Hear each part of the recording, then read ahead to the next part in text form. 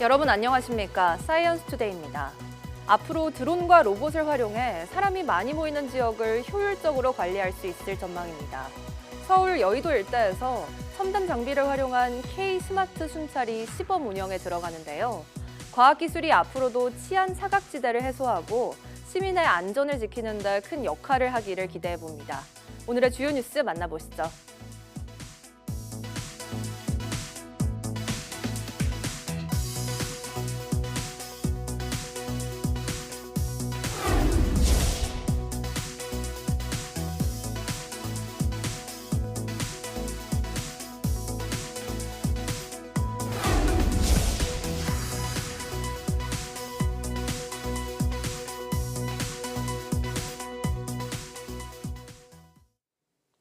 유심 대란이 계속되는 가운데 SK텔레콤이 유심을 교체하지 않고 식별 정보를 바꾸는 것만으로 피해를 막을 수 있는 유심 재설정 솔루션이 오늘부터 도입됩니다. 다만 T월드 매장을 찾아가야만 서비스를 받을 수 있어서 결국 교체 순번을 기다려야 하는 건 마찬가지라는 지적도 나옵니다. 박기환 기자가 보도합니다. SK텔레콤이 도입하는 유심 재설정은 기존 유심의 식별 정보를 새 걸로 바꾸는 것만으로 교체와 같은 효과를 낼 수 있습니다. 복제 유심으로 인한 피해를 예방하는 동시에 교체할 때의 불편도 적다는 게 가장 큰 장점입니다. 주소록이라든지 인증서 백업이고요. 더 불편한 거는 뭐였냐면 금융기관 인증을 하나씩 다시 받는 거였습니다. 이런 인증 절차 없이 진행이 되는 걸로 일단 나왔습니다. 문제는 유심 교체 예약 순서가 돌아온 가입자만 T월드 매장에 직접 가서 재설정을 받을 수 있다는 겁니다. 당장 피해를 우려하며 순서만 기다리는 722만 명의 가입자에게 달라질 건 없다는 이야기입니다. 유심 교체 속도도 더디기만 합니다. SKT 망을 쓰는 가입자 2,500만 명 가운데 지금까지 유심 교체를 받은 건 고작 143만 명. 그나마 새 유심 1,077만 개가 다음 달까지 순차 공급된다는 건 희소식입니다. 한편 최태원 회장이 직접 발표한 재발 방지 대책은 윤곽이 드러났습니다. SK그룹 계열사들의 보안 체계를 뜯어볼 정보보호혁신위원회가 구성 작업에 들어갔고 SKT의 고객신뢰회복위원회도 조만간 모습을 드러낼 예정입니다. 저희가 준비한 이런 내용이라든가 이게 고객분들이 어떻게 받아들여질지, 고객분들이 어떤 것을 더 원하는지 하는 부분들을 이제 종합적으로 같이 좀 논의를 하는 그런 기구가 될 거고요. 한 1, 2주 정도면은 구성이 되지 않을까 싶고요. SKT에 이어 알바몬에서도 회원 개인정보가 유출되면서 정부는 국내 기업 6천여 곳에 사이버 위협 주의령을 내렸습니다. 특히 대통령 선거를 앞두고 정치적 혼란을 이용한 사이버 공격이 예상된다며 보안 태세 강화를 주문했습니다. YTN 박전입니다. 오늘부터 SK텔레콤 유심 보호 서비스를 해외 로밍 중에도 이용할 수 있게 됩니다. SK텔레콤은 불법 유심 복제를 원천 차단하는 유심 보호 서비스가 업그레이드 됐다면서 이같이 밝혔습니다. 유심 보호 서비스는 다른 지역이나 다른 스마트폰에서 복제 유심 정보로 통신망으로 접근할 경우 차단하는 역할을 합니다. 하지만 해외에서는 서비스를 이용할 수 없어 여행객이나 해외 체류 가입자들이 불편을 겪었고 공항 로밍센터에 유심을 바꾸려는 사람들이 몰렸습니다. SKT 해킹 여파가 계속되는 가운데 정부가 국내 기업들의 정보통신 보안 수위를 끌어올려야 한다는 주의를 내렸습니다. 과학기술정보통신부는 지난 8일 제조업과 에너지, 통신 분야를 비롯해 금융기관과 문화 콘텐츠 분야까지 국내 기업 6천여 곳에 사이버 위협 대응 태세 강화를 요청하는 협조 공문을 보냈습니다. 공문에는 해킹을 당한 SKT 서버에서 발견된 악성 코드 12종이 각 사의 정보통신 설비에 잠복해 있지 않은지 보안 점검을 당부했습니다. 이와 함께 정치적 상황을 악용한 다양한 사이버 공격이 증가할 것으로 예상된다며 보안 경계 태세를 강화할 것을 요청했습니다. 경찰이 드론과 웨어러블 로봇 등 첨단 장비를 활용한 이른바 K 스마트 순찰을 선보였습니다. 여의도 일대에서 시범 운영되는데 경찰은 인파 밀집 지역의 효율적 관리를 기대하고 있습니다. 배민혁 기자의 보도입니다. 한강변 CCTV가 닿을 수 없는 상공으로 카메라를 장착한 드론이 솟아오릅니다. 일대 상황이 한눈에 내려다 보이는 부감 영상은 관제차에 실시간 전송돼 방범 자료로 쓰입니다. 땅에선 웨어러블 로봇을 착용한 경찰관들이 도보 순찰을 벌입니다. 20kg 배낭이 12kg으로 느껴지는 근력 보조 장치로 더 오래, 더 넓은 곳을 돌아볼 수 있습니다. 경찰은 다음 달 30일까지 서울 여의도 일대에서 이른바 K 스마트 순찰을 시범 운영합니다. 순찰 드론은 열화상 카메라뿐 아니라 자동 추적 기능이 탑재돼 풀숲으로 숨은 범죄 용의자도 신속히 발견할 수 있다고 설명했습니다. 또 전기 자전거와 경찰 순찰정도 도입해 기동성을 높였습니다. 한강공원 등이 위치한 여의도 일대는 2분기에 치안 수요가 늘어나는 특징이 있습니다. 주말 여의도 일대를 시민 여러분이 안심하고 즐길 수 있도록 최선을 다할 예정입니다. 경찰은 시범 운영을 통해 치안 사각지대를 최소화하고 인파 밀집 지역의 안전사고 위험을 낮출 방침입니다. YTN 배민혁입니다. 국내 연구진이 백금 효율을 기존보다 100배 이상 높인 신개념 프로필렌 생산 백금 촉매를 개발했습니다. 카이스트 생명화학공학과 최민기 교수 연구팀은 갈륨과 알루미나를 기반으로 프로필렌 생산에 들어가는 백금을 기존의 0.01%만 사용해 성능을 높인 탈수소화 촉매를 개발했다고 밝혔습니다. 프로필렌은 프로판에서 수소를 떼어내는 프로판 탈수소화 공정을 통해 생산하는데 백금이 수소를 제거하는 촉매로 효과적이지만 가격이 비싸고 반복 사용하면 성능이 저하되는 문제가 있었습니다. 연구팀은 갈륨과 알루미나를 기반으로 백금을 소량만 넣은 촉매를 설계해 문제를 해결했습니다. 연구팀은 이번에 개발한 촉매가 산업 현장에 적용될 경우 프로필렌 생산의 경제성과 효율성을 높이는 데에도 도움이 될 것이라고 기대했습니다. 스스로 뱀에게 물리며 해독제 개발의 길을 연 남성이 있습니다. 이 남성의 피를 이용해 만능 해독제를 개발하는 연구가 진행되고 있습니다. 권영희 기자가 보도합니다. 트럭 정비사였던 팀 프리드 씨가 맹독을 가진 타이판에 팔뚝을 물립니다. 90분이 지나자 물린 자국이 부풀어 오릅니다. 18년 동안 코브라와 블랙 맘바 등 치명적인 독사에게 200번 넘게 일부러 물렸습니다. 뱀독에 대한 면역력을 키우기 위해서입니다. 700번 이상 뱀독을 추출해 스스로 주입하기도 했습니다. 맹독으로 혼수 상태에 빠지기도 했지만 치료제 개발에 도움이 되겠다며 실험을 계속했습니다. So at that point I decided I have to reach out to every scientist on the planet, which I did.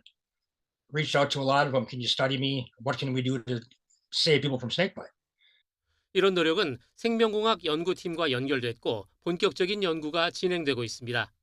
연구팀은 프리드 씨 혈액에서 항체를 추출해 세계보건기구에서 가장 치명적인 뱀으로 분류한 19종을 선정해 쥐를 대상으로 실험했습니다. 13종에서 완벽한 해독 효과를 보였고 나머지 6종에서도 일부 해독 효과가 있었습니다. 해독제가 상용화되려면 더 많은 연구와 다양한 임상 실험이 필요합니다.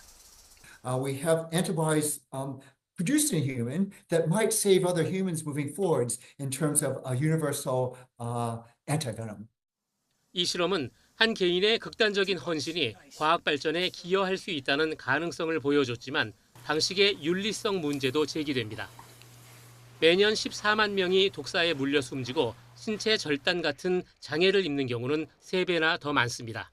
YTN 권영입니다. 재생에너지 중심 도시를 추진하는 전남에 전국 최대 규모의 영농형 태양광 발전소가 준공됐습니다. 농사도 지으면서 태양광 발전으로 연금처럼 더 소득을 올릴 수 있는데요. 특히 주민이 주도해 그 의미를 더하고 있습니다. 김범한 기자가 보도합니다. 풍부한 일조량 덕분에 예부터 염전이 많기로 이름난 고장입니다. 소금기 때문에 벼농사에는 다소 어려움이 있는 논 위에 태양광 시설이 들어섰습니다.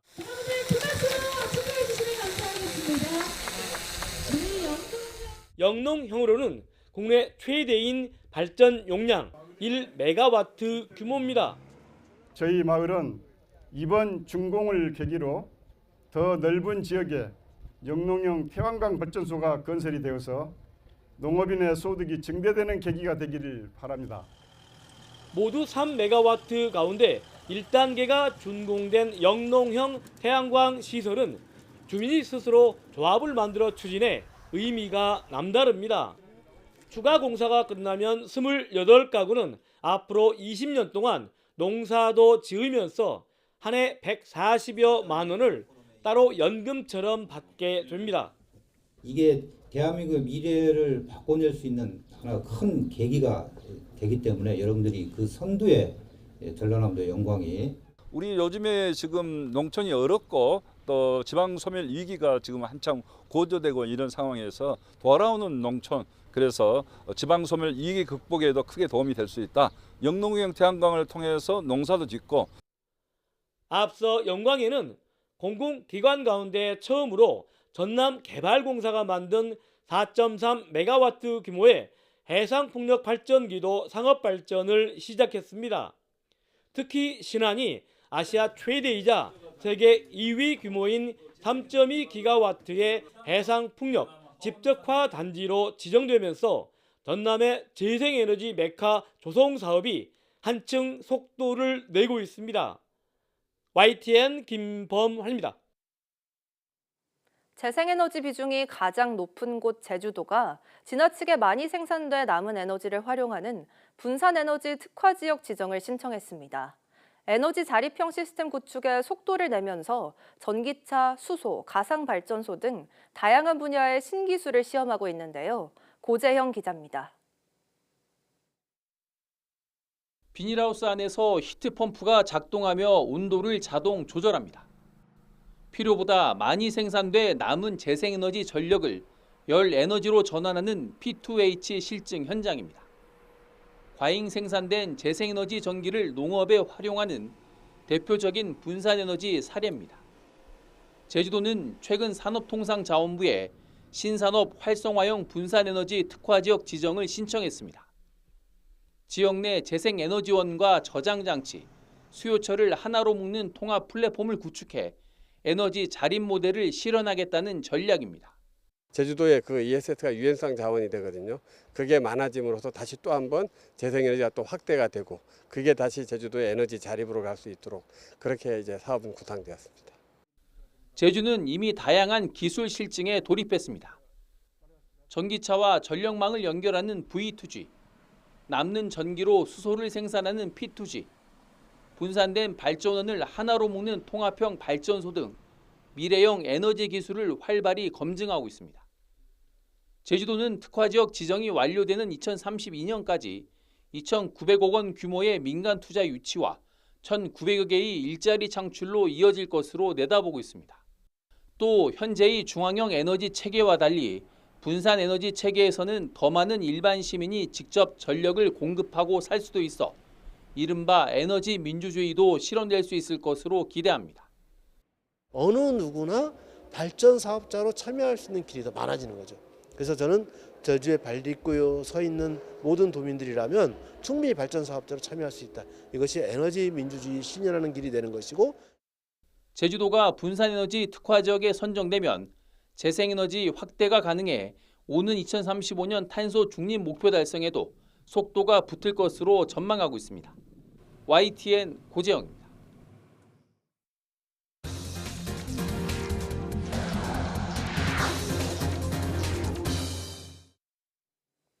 올봄은 겨울부터 초여름을 오가는 날씨로 변덕이 무척 심했죠.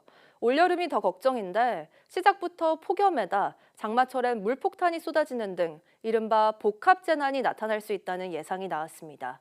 김민경 기자의 보도입니다. 서울의 역대 가장 늦은 봄눈을 기록한 데 이어 30도 안팎의 때이른 더위까지.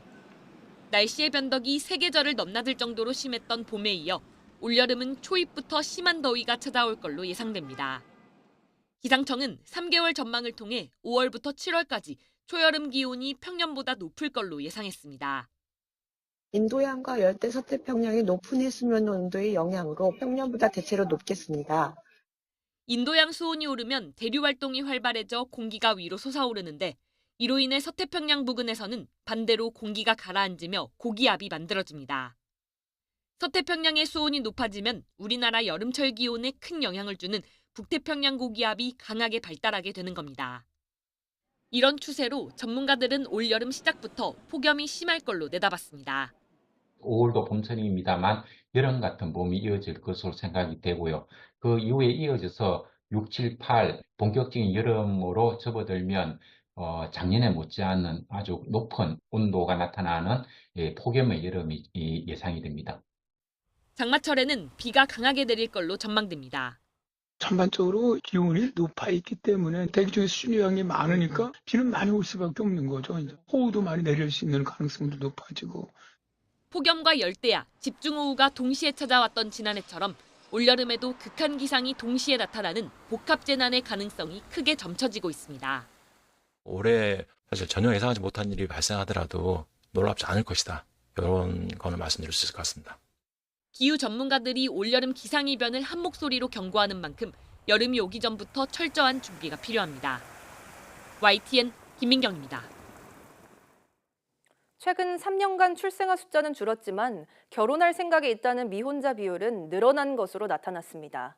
한국보건사회연구원이 19세에서 49세 사이 성인과 배우자 14,372명을 조사한 2024년도 가족과 출산 설문 결과를 보면 여성의 평균 출생아 수는 0.85명으로 3년 전보다 0.18명 감소했습니다. 반면 결혼 의향이 있다는 응답률은 62.2%로 직전인 2021년 조사보다 11.4%포인트 올랐습니다. 결혼을 아직 결정하지 못했다는 응답률도 2021년 23.9%에서 지난해 19.4%로 4.5%포인트 줄었습니다. 급격한 고령화에 국민연금을 받는 100세 이상 수급자가 처음으로 200명을 넘었습니다. 올해 1월 기준으로 국민연금 전체 수급자 707만 명 가운데 100세 이상은 201명으로 파악됐습니다. 최고령 수급자는 111세며 여성이 138명으로 남성 63명보다 2배 이상 많았습니다. 100세 이상 수급자 201명은 모두 유족연금 수급자로 유족연금은 노령연금이나 장애연금 수급권자가 사망할 경우 배우자 등 유족에게 지급하는 연금입니다. 노령연금과 장애연금의 경우 최고령 수급자는 각각 96세와 94세로 파악됐습니다. 국내 관광지의 바가지 물가 피해서 해외여행을 간다는 말 요즘 주변에서 듣곤 하죠. 실제 통계로도 확인됐습니다. 국내 여행은 줄지만 해외여행 수요가 늘어나고 있습니다. 경제가 어렵다고는 하지만 해외여행은 안 참는다는 것인데요. 오동건 기자가 취재했습니다. 김포공항 국내선 출국장. 국내 여행 수요가 몰리는 5월을 맞아 제주를 찾는 여행객을 쉽게 찾을 수 있습니다. 제주도 유명한 여행지고 국내에서는 그래도 비행기 타고 갈 수 있는 데 중에 좋은 곳이니까. 하지만 내수 침체의 영향으로 국내 여행에 쓰는 돈은 점차 줄고 있습니다. 우리 국민이 지난 1분기 국내 여행에 지출한 금액을 보면 9조 939억 원으로 지난해 같은 기간에 비해서 5.1% 줄었습니다. 제주도 타격도 큰데 1분기 내국인의 항공 이용 방문이 지난해보다 13% 넘게 줄었고 항공편도 감소했습니다. 반대로 해외여행을 떠나는 사람은 늘고 있습니다. 지난 2월 해외여행을 떠난 사람은 6% 늘었고 지출액은 7조를 넘겨 7.6%나 증가했습니다. 경제가 어려워도 해외여행은 간다는 것인데 고물가에 차라리 해외로 가는 게 낫다는 가성비 측면에서 인기를 끄는 것으로 분석됩니다. 일본하고 비교해보니 오히려 제주도 물가가 조금 더 비싼 감이 좀 있더라고요. 사람들 인식 속에는 아직도 조금 해외여행이 더 수지타산이 맞지 않나. 전문가는 국내 관광지의 이른바 바가지 물가를 없애고 관광자원 연계 등 할인 혜택을 강화해야 한다고 조언합니다. 호텔이라든가 음식점이라든가 또는 재래시장이라든가 이런 관광지의 상품들을 다 이용했을 때 링크가 돼가지고 이들에게 할인을 줄 수 있는 이런 방식. 비싼 국내 여행을 2번 갈 돈으로 해외여행을 1번 가겠다는 목소리까지 나오고 내수 진작을 위한 황금 연휴에는 공항으로 몰리는 현실. 국내 관광의 경쟁력을 살리기 위해 어떻게 해야 할지 고민해야 할 시점입니다. YTN 오동건입니다. 코로나19 이후 인천과 김포공항을 제외한 지방공항에서 대한항공 국제선 운항 편수가 절반 가까이 줄어든 것으로 나타났습니다. 국토교통부 항공통계를 보면 지난해 대한항공은 인천과 김포공항을 제외한 전국 지방공항에서 국제선 6,199편을 운항한 것으로 확인됐습니다. 코로나19 사태가 벌어지기 전인 2019년 대한항공이 지방공항에서 모두 11,408편을 운항했던 것과 비교하면 45.7% 줄어든 규모입니다. 반면 같은 기간 인천공항에서는 국제선 운항 편수가 5.7%가량 줄어든 것으로 파악됐습니다. 세계 13위 경제대국인 우리나라가 지난 1분기에 마이너스 0.2% 성장이란 초라한 성적표를 받아들었습니다. 지금까지 성장률이 발표된 19개 나라 중 최하위였는데 2차 추가 경정 예산이나 금리 인하 등 특단의 대책이 없이는 올해 1% 성장도 어려울 것으로 보입니다. 류환홍 기자가 보도합니다. 비상계엄에 이은 탄핵 정국과 그에 따른 정치적 혼란상이 장기간 내수 침체로 활력을 잃은 한국 경제를 뒷걸음질치게 만들었습니다. 한국은행이 지난달 발표한 올해 1분기 우리나라 실질 GDP 성장률은 예상치 0.2%가 아닌 마이너스 0.2%로 추락했습니다. 지금까지 1분기 성장률을 공개한 19개 국가와 비교했더니 19위로 최하위였습니다. 역성장을 한 국가가 3나라였는데 우리나라는 그중에서도 맨 꼴찌였고 일본도 마이너스 0.1%로 추정되는데 우리나라보다는 위입니다. 지난해 1분기만 해도 우리나라 경제 성장률은 주요 37개국 중 6위였는데 2분기 이후 하위권으로 추락했고 올해 1분기는 최하위권이 될 것으로 전망됩니다. 정치적 불확실성 정도가 이전 경험에 비해서 되게 컸고요. 그 기간도 매우 길었고요. 그다음에 이제 3월로 오면서 미국 그 관세 정책 예고에 따른 대외 불확실성이 커지면서 이제 그런 상황이 또 이제 예상치 못한 이런 사건들이 터지면서 지난해 2분기 이후 우리나라 경제 성장률은 4분기 연속 0% 언저리에 머물고 있습니다. 올해 연간 성장률도 당초 예상인 1.5%가 아닌 0%대가 되리란 전망이 유력합니다. 이에 따라 6월 3일 대선 이후 새 정부가 출범하면 추가 경정 예산 편성이 불가피하며 한국은행의 기준금리 인하 속도가 빨라질 것이란 기대가 커지고 있습니다. YTN 유환홍입니다. 돼지고기 수요가 늘면서 국내산 삼겹살 가격이 1년 사이에 7% 가까이 올랐습니다. 축산물 품질평가원 축산유통정보에 따르면 지난달 국내산 돼지고기 삼겹살 소비자 가격은 100g에 평균 2,486원을 기록했습니다. 1년 전보다 6.8% 오른 수치로 2020년부터 지난해까지 3년 평균치와 비교하면 7.9% 높습니다. 농식품부 관계자는 미국과 유럽연합 등지에서 들어오는 수입 돼지고기 가격이 오르고 환율 상승으로 수입 단가가 높아지면서 국내산 돼지고기 수요가 커졌다고 설명했습니다. 스콧 베센트 미국 재무장관은 중국과의 첫 공식 무역 협상에서 실질적 진전을 이뤘다고 말했습니다.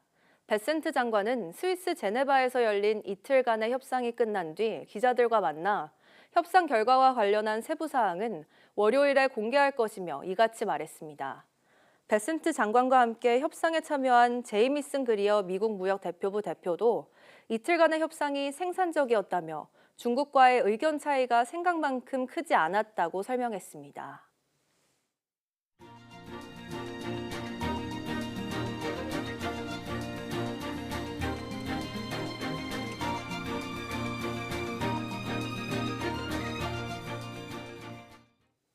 (5월 12일) 오전 사이언스 투데이 마칩니다.